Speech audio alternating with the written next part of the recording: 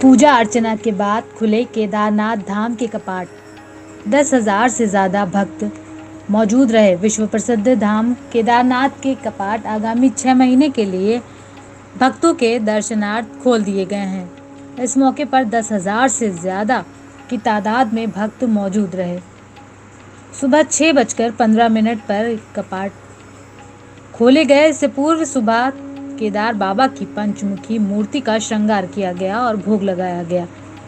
मुख्यमंत्री पुष्कर सिंह धामी ने भी मंदिर में पूजा अर्चना की और पहला रुद्राभिषेक प्रधानमंत्री के नाम से किया गया। श्री बद्रीनाथ केदारनाथ मंदिर समिति के अध्यक्ष ने बताया कि 12 ज्योतिर्लिंगों में से एक केदारनाथ मंदिर के मुख्य पुजारी रावल भीमाशंकर ने अन्य पुजारियों के साथ वैदिक मंत्रोच्चार के बीच विशेष पूजा अर्चना की और इसके बाद मंदिर के द्वार श्रद्धालुओं के लिए खोल दिए गए।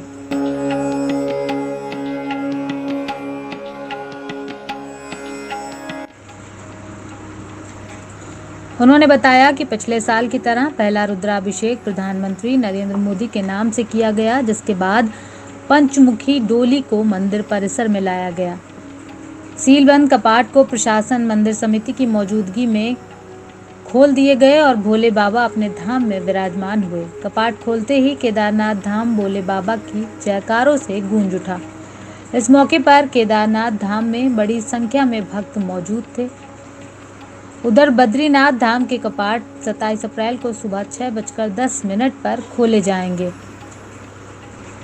वहीं मौसम के मिजाज के चलते केदारनाथ यात्रा में चुनौतियां भी कम नहीं हैं, जहां मौसम आए दिन करवट बदल रहा है।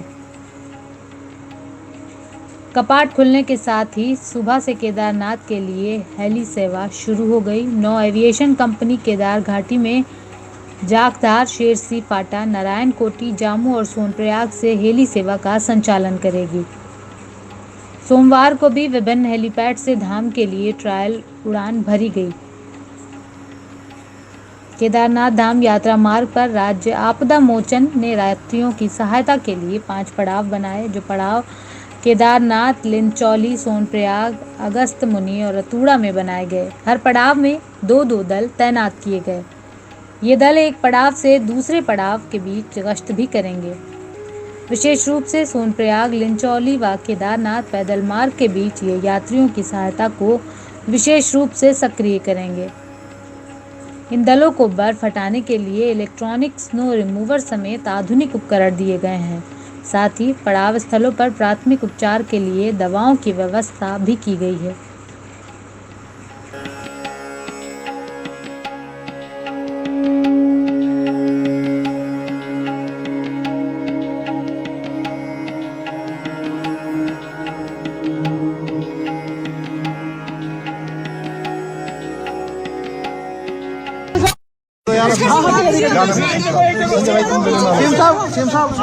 कपाट खुले हैं, आप दर्शनों के लिए आए, क्या कहना चाहिए?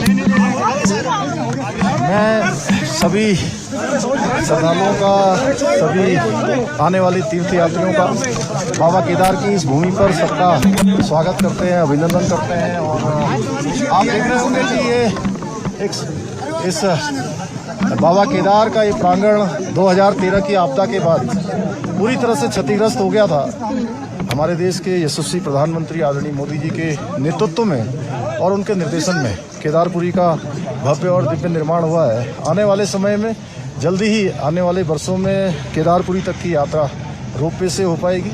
और इस बार हम लोगों ने प्रयास किया है कि सभी जो यात्रा में सहयोग करने वाले लोग हैं, सामाजिक संगठन हैं, स्वयंसेवी संस्थाएं हैं, सबके सहयोग से ये यात्रा हमारी सभी के लिए सुगम होगी, सबके लिए सरल होगी, आसान होगी।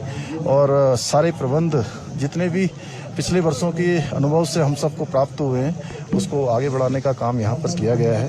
क्योंकि मौसम की बर्फबारी के कारण से अभी यात्रा में थोड़ा सा परेशानी है, सभी श्रद्धालुओं से भी और आने वाले जो आस्थावान लोग हैं, मैं उन सबसे अपील भी करता हूं कि मौसम की जानकारी करने के बाद ही अपनी यात्रा को आगे बढ़ाएं। बाकी 2 धामों में यात्रा सुचारू रूप से चल रही है। गंगोत्री और यमुनोत्री में, बाबा केदार में भी आज बहुत खुशनुमा माहौल है। बाबा की कृपा से सभी की यात्रा मंगलमय हो।